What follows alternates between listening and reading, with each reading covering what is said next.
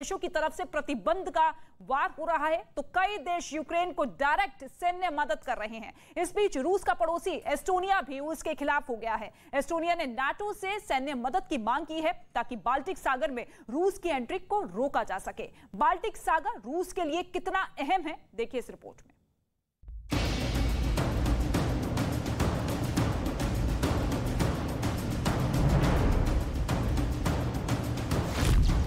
Finland Sweden के खिलाफ रूस की तैयारी में अड़ंगा।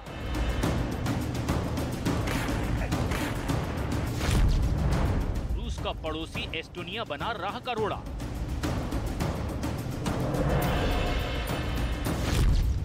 पुतिन के प्लान पर पानी फेरने की तैयारी।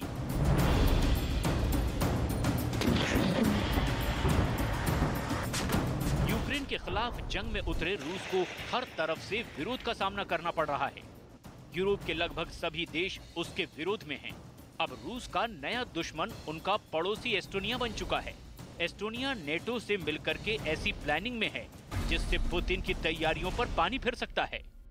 रूस के पड़ोसी देश एस्टोनिया ने नेटो से 15,000 सैनिकों की मांग की है ताकि वो रूस की मंशा पर अड़ंगा लगा सके।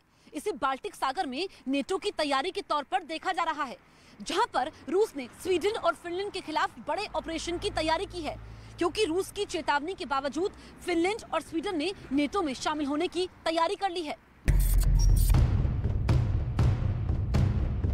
फिनलैंड और स्वीडन के खिलाफ पुतिन के अगले ऑपरेशन में एस्टोनिया कैसे अड़ंगा लगा सकता है, इस भौगोलिक परिस्थिति से समझिए। एस्टोनिया रूस के बिल्कुल पड़ोस में बाल्टिक सागर के किनारे है और बाल्टिक सागर में उसके उत्तर की ओर फिनलैंड की सीमा शुरू होती है और फिनलैंड से लगती है स्वीडन की सीमा। फिनलैंड और स्वीडन दोनों नेटो से जुड़ने की तैयारी में हैं और रूस इन दोनों पर बाल्टिक सागर से ही एक्शन करने की तैयारी कर रहा है। ऐसे में एस्टोनिया की समुद्री सीमा काफी अहम हो जाती है।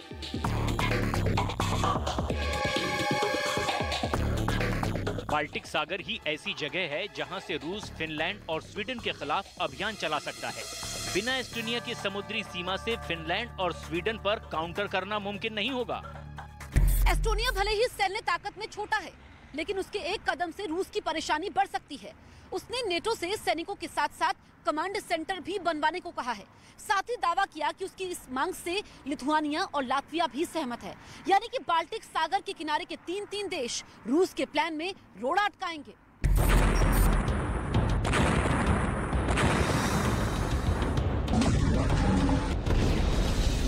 एस्टोनिया पहले से ही नेटो का सदस्य है और यूक्रेन के समर्थन में है।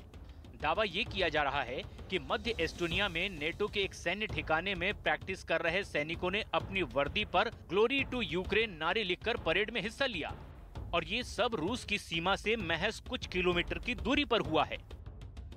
साल 2008 में जॉर्जिया और 2014 में यूक्रेन पर रूस के हमले के बाद नेटो बाल्टिक सागर के किनारे के देशों की सुरक्षा को लेकर के चिंतित है। इसलिए बाल्टिक सागर से सटे हुए देशों लिथुआनिया, लातविया, एस्टोनिया, पोलैंड, इन देशों में 1,000 सैनिकों की तैनाती बढ़ा दी गई है। वहीं बाल्टिक सागर के किनारे के देशों ने नेटो से बाल्टिक सागर की सुरक्षा को लेकर गुहार लगाई है। एस्टोनिया सरकार की तरफ से आशंका जाहिर की गई है कि रूस कभी भी नेटो देशों पर हमला कर सकता है। ऐसी आशंकाओं के बीच एस्टोनिया में एयर डिफेंस सिस्टम को मजबूत करना बेहद जरूरी है। इसके साथ ही कहा गया कि बाल्टिक सागर में एयर पुलिसिंग की भी जरूरत है ताकि रूसी घुसपैठ को रोका जा सके।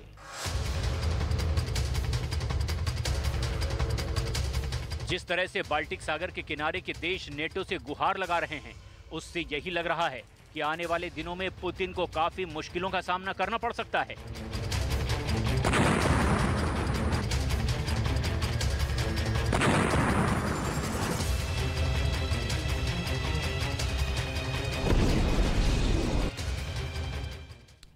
इक्यासी दिन बाद भी रूस की सेना राजधानी कीव पर कब्जा नहीं कर पाई है। कीव के मोशुन इलाके में रूसी सेना और यूक्रेन की सेना के बीच भीषण जंग जारी है। हालांकि यूक्रेन की सेना ने पुतिन की सेना को खदेड़ दिया था।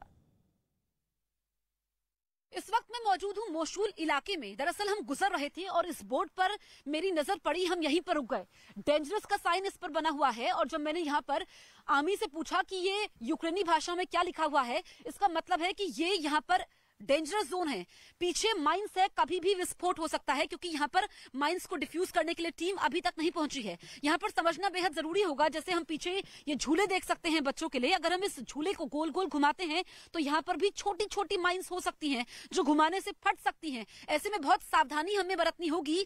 यहाँ से रूसी सेना चली तो गई है, यूक्रेनी सेना ने जवाब दिया, लेकिन वो माइंस को छोड़ करके गई है। पेड़ पर भी माइंस हो सकती है, तो ऐसे में किसी भी चीज को हम छू नहीं सकते हैं। इस तरफ आप देखेंगे ये ट्रेंच बनाए गए हैं, यूक्रेन की सेना ने यहीं पर रहकर जवाबी कार्रवाई की थी, और एक ट्रेंच नहीं है, हम भी खतरा मोल लेते हुए काफी आगे तक गए, और उधर को अगर हम जाते हैं तो वहां पर भी कई किलोमीटर के दायरे में बहुत सारे ट्रेंचेस बनाए गए हैं। अगर हम इस तरफ देखेंगे तो बर्बादी के निशान अभी भी मौजूद हैं। ये स्ट्रक्चर पूरी तरीके से तबाह हो चुका है, फिर से जिंदगी को शुरू करने की कोशिश यहाँ पर हो रही है। और इधर हम देखते हैं, करम आप उस तरफ दिखाइए तस्वीरें, देखिए वहां पर भी ये डेंजरस का बोर्ड बना हुआ है, ये इधर भी यूक्रेनी भाषा में लिखा है कि आप किसी चीज को ना छुए, आगे खतरा है, विस्फोट हो सकता है। ये पीछे घना जंगल है, ये एक तरह से एक्टिव वॉर जोन रहा था। यहीं पर रूसी सेना और यूक्रेन की सेना के बीच में भीषण युद्ध हुआ था, और इस तरह की